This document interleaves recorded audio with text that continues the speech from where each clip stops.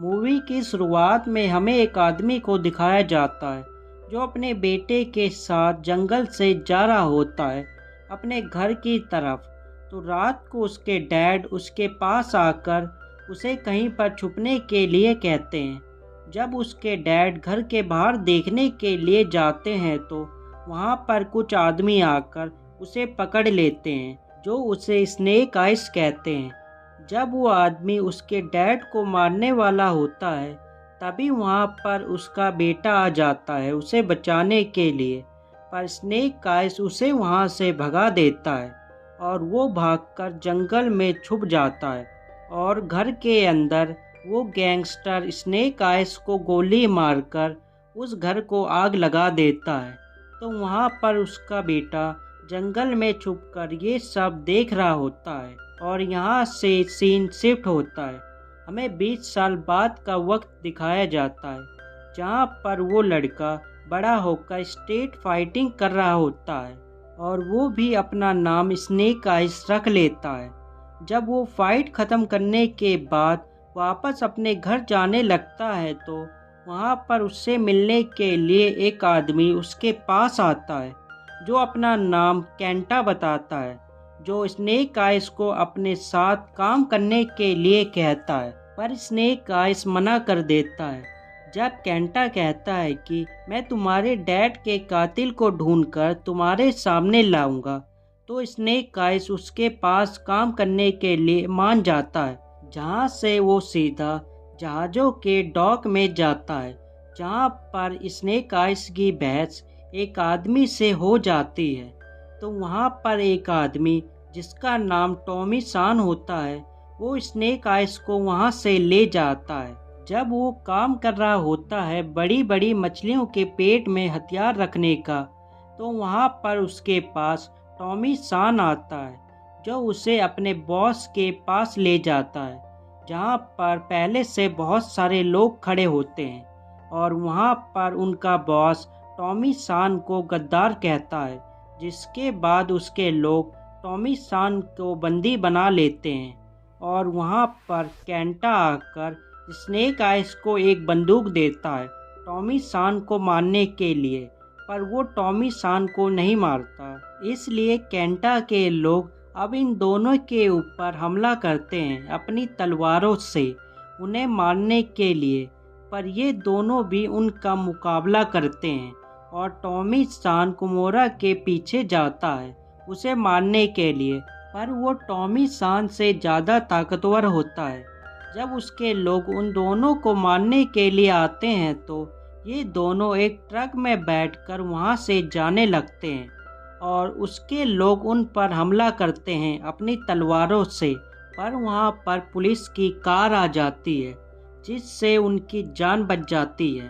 तो Tommy snake ice को Japan ले जाता है अपने घर में, जहाँ पर उसे एक लड़की मिलती है जिसका नाम अकीको होता है जो अरिस्ता की सिक्योरिटी को मैनेज करती है। जब ये एक जगह में बैठे होते हैं तो वहाँ पर टॉमी सैन की दादी आती है जो स्नेक आइस का शुक्रिया करती है टॉमी की जान बचाने के लिए। तो वहाँ पर टॉमी सैन स्नेक आइस को अरिस्ता का योद्धा बनाने के लिए कहता है, जिसके लिए उसे 3 पड़ाव को पार करने होंगे। तो वो मान जाता है, जहाँ से स्नेक आइस को पहले पड़ाव तक लाया जाता है जिसमें उसे एक आदमी से लड़कर उससे उसका पानी का कटोरा लेना होगा। जब वो उससे लड़ता है तो वो 3 बार फेल हो जाता है और चौथी बार वो उस मास्टर से पानी का कटोरा मांगता है उसे सम्मान देकर, तो वो उस टेस्ट में पास हो जाता है।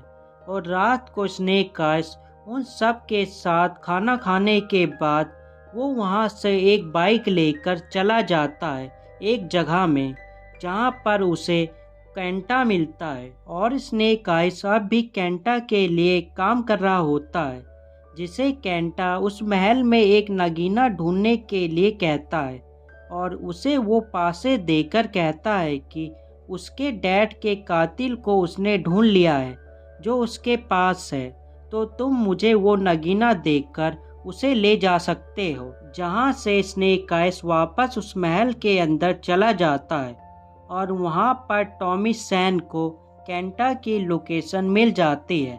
तो उसे पकड़ने के लिए ये तीनों वहाँ पर चले जाते हैं और वहाँ पर जाकर टॉमी सैन की लड़ाई केंटा के साथ होती है, जिससे टॉमी सैन हार जाता है।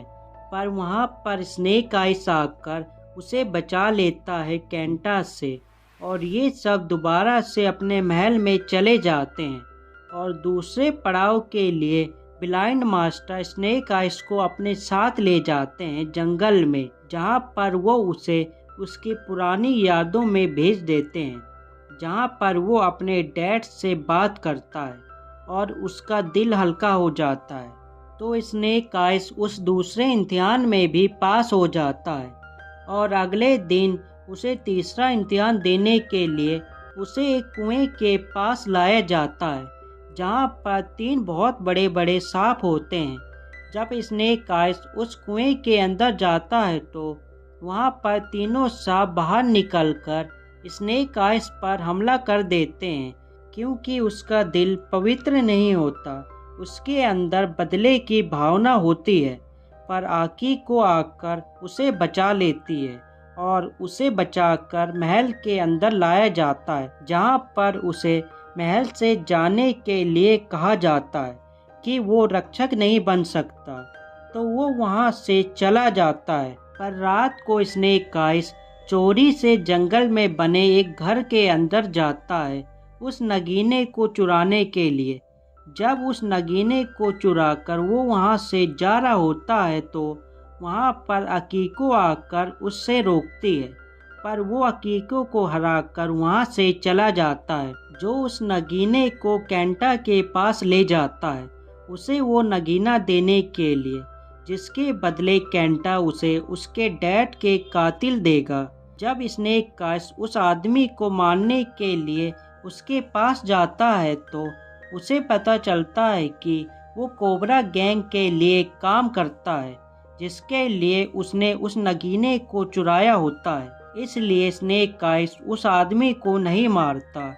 तो वहाँ से स्नेक आइस केंटा को रोकने के लिए जाता है, जो उस महल में जा रहे होते हैं उस महल को तबाह करने के लिए।